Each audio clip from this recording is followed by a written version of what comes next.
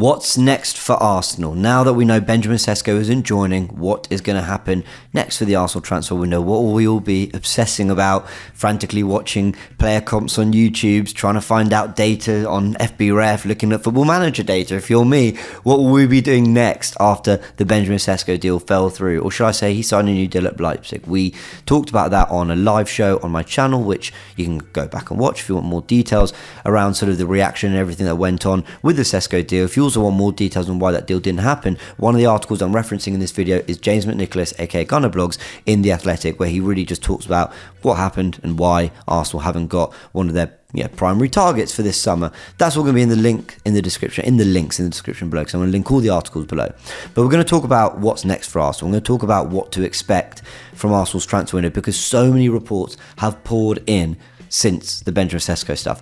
Not enough to make me sort of go live and think this is breaking news, guys, we have to talk about this, but enough to sort of make you think, okay, we're getting an idea for what Arsenal might do next. Let's go through, starting with Joshua Zirkzee and the Standard, because Joshua Zirkzee was talked about by a few people. Simon Collins come in saying the Gunners are interested in Bologna's Joshua Zirkzee. They're also looking at wide forwards, including Bilbao's Nico Williams, and may sign a winger instead of an out-and-out striker. That's being said quite a lot in all the reports that I'm covering, that Arsenal might now turn their attentions to a winger and getting some kind of other forward that can play across the front line, rather than getting the out number 9, because I'm not really sure we know who's available, who we'd possibly want. Link to that article is in the description below. As I said, all links will be. Ed Aarons in The Guardian said that Arsenal could now reignite their interest in Joshua Zirkzee from Bologna, although he is being heavily trapped by AC Milan. 23-year-old has a £34 million release clause, scored 11 goals to help them qualify for the Champions League last season. So Zirkzee, again, mentioned there, quite a few people mentioning him as well. He also goes on to say, Ed Aarons, that Gyökeres and Isak are not players that we're likely to get simply because of how expensive they are, though we have looked at them. And then you go on to this from Gunnerblog, which actually goes against what was said about potentially the monitoring of Zirkzee. He says that Arsenal have a stable squad with several existing options in the centre forward position, so there's no panic. Arsenal had followed Gyökeres of Lisbon, but that interest appears to have caused a focus on Sesko. Zirkzee of Bologna has been linked, but Arsenal do not intend to pursue the 23-year-old Dutchman. So that's a report saying there had been interest. Cool, we'd looked at someone like Zirkzee, but they're not going to pursue that deal. The other reports saying that we may have a look, but that's not likely to happen. So I'm going to park the Joshua Zirkzee thing. I would be amazed if we do that deal. I think United might look at him, but he feels quite similar to Højlund in terms of the way you'd use him in the squad, especially if you're playing with one up front. So I don't know what will happen there. None of my interest unless he ends up at Arsenal. Good, young, talented player, but I just don't think it's one for us to worry about. The next player to talk about, though, is Victor Osimhen, because I remember on this channel talking about Di Marzio and what he had said about Osimhen, saying that Arsenal are interested, that Napoli are expected to sell him, they want Lukaku, and he was the only one really linking us with Osimhen other than the fans that want it to happen, which I'd understand because he's been very good for Napoli, helped them win a league title. But coming in with some news and an update today on this was Alex Crook. He said that names mentioned to me earlier today in terms of alternatives are the likes of Osimhen, but he's got a massive clause, and Vlahovic as well. But obviously they flirted with him before and he didn't really give them the time of day, so I can't really see that one. So Osimhen's name has come up from a second source now. What I'm about to tell you in terms of why I think there may be a reason to think something's going on with the Osimhen stuff isn't to get you guys really excited. I really want to put that out there. It's so easy for me to say, this person said this, and so let's all go crazy about it.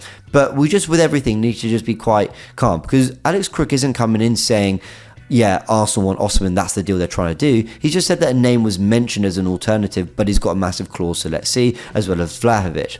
But Alex Crook may be someone to take quite seriously, because he was the one that broke the Aaron Ramsdale news back in July 2021, saying that Arsenal were really pushing to sign goalkeeper Aaron Ramsdale. I remember earlier in that summer, he was talking about the goalkeeper lot as well. I mean, all the way back to pretty much early on the start of the window, when we knew Arsenal were looking for someone to replace Bernd Leno, it was Aaron Ramsdale who's being talked about a lot, and Alex Crook was very much pushing that. He then also broke on the 10th of January 10th of January 2023, in the January transfer window, he said Arsenal are monitoring the Trossard situation, and again spoke about this quite a few times. I watched his reports on TalkSport and stuff. He did mention that Arsenal wanted Trossard, and then, as you can see, on the 19th of January, so a whole 9 days after, Romano came in with the exclusive, apparently, that Arsenal have open talks, and to be fair, it wasn't exclusive because he unveiled we'd open talks, but he unveiled, as you can see, that Arsenal have opened talks with Leandro Trossard to make the move permanent, to get a deal done in January. Arsenal ended up wrapping up super quickly,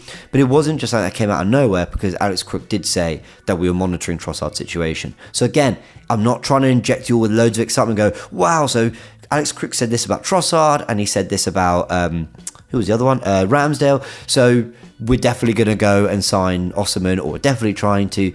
I'm just saying, if a name's been mentioned to him, then there's a good chance Arsenal may be looking at him. And we've heard lots of people say that Arsenal are, they like Osimhen, that, there's something there, but we know the release clause is quite off-putting for other clubs. We also know that PSG, who have just lost Mbappe, you'd think would be at the front row to try and get an Osimhen deal done, but they don't seem to be linked to them too much from what I've seen. And Chelsea, we know, aren't in the race. So if Napoli are so keen to move Osimhen on this summer, I don't know for what reason. They might be injury problems, or they just expect him to go, so they're bracing themselves for it. I don't know what it is. You'd think that Arsenal are part of that conversation, and I feel like we probably are. Do I think this deal will happen? Again, no. I think we're going to go down the wide forward route. In fact, I think we may even spend quite big in that area.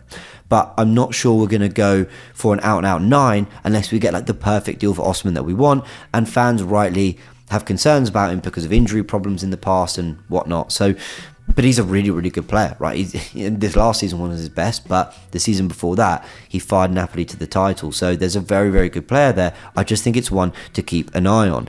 Other things discussed, Gunner blog, James McNicholas, let me know in the comment section below. Do we call him James McNicholas or Gunner blog? Let's go with James McNicholas. James. He also said in The Athletic that Zubimendi and João Neves are of interest in midfield, and that might be what Arsenal do next, is basically go and prioritise the midfield area and do something there. There may even be more funds available. We will see. I don't really know if the transfer window works like that basically have this budget and they were willing to spend 55 on Sesko, but if they don't get Sesko, suddenly there's like 30 more to throw midfield. Now, I'm not for one second questioning the intelligence and the information provided by the Athletic here. I'm just saying I would feel like they have their targets, and if they want to reach a certain, like if they think Guimaraes isn't worth 80 million, they won't spend 80 million. If they thought he was worth 50 million, but now have the 50 million they weren't going to spend on Sesko, are they going to think, well, we'll get to the extra 80, we'll get to the extra 30, pay 80 because we now have it? I don't know, that doesn't feel right to me, but you can let me know in the comment section below. And of course, what else might be next for Arsenal is actually just to focus on sales, because they are disappointed, according to reports, in the sales of the previous years, and that makes sense because we've had assets that we've not really maximised that. A lot of people are coming in saying that Nketiah, Smith Rowe and Partey are up for sale. That's according to Ed Aarons in The Guardian. Like I mentioned, links in the description below. And Darmesh from Sky Sports has also said that Nketiah is almost definitely likely to leave. Let's see what else happens. I talked about Ramsdale on Monday. What's the situation with him there? Because I don't think anyone is really in the market for him right now. Even Maresca, the Chelsea goalkeeper, said that he's quite happy with Roberto Sanchez in goal, and he was the number 2 to Petrovic, I think it was. So where's the room for Ramsdale if Chelsea had to come in? Look, with all these things, people, it's really important to know that they're ever-changing situations, and, just because one thing is happening, so we hear that they're maybe monitoring what's going on with Zirkzee, it doesn't mean they're also not trying to get a midfielder. And actually in the last few years we've seen a few more surprise deals like Fabio Vieira, like Matt Ryan, like Callum Chambers as an outgoing, deals like Jurrien Timber. I know where David Ornstein just dropped it, right? Arsenal have made a bid for Jurrien Timber. So these things might come out the blue, we should be patient, but those are all the recent reports. That's what's being said recently, and yeah, it leaves Arsenal, I think, like I semi-predicted, in a situation where I think they're scouting the market. And again, I keep urging patience, but I will bring you videos where I'm just updating all the latest reports, because we don't want to miss something in case it is actually true, and I'll make sure to source them correctly so you can know how much you believe them or not. Let me know what you think Arsenal will do next in the transfer window. Go watch this video as well, which was my live news stream where we discussed the Sesko deal and the fact that it wasn't happening, what might be next for Arsenal. And subscribe to the channel. We've got more content coming out. I did a video with Sharoy that I really enjoyed. Hope you all did as well, where we talked about a lot of important things, but we'll basically be covering Arsenal news weekly as well. So go have a little look for that. Many thanks for joining. Catch you in a bit.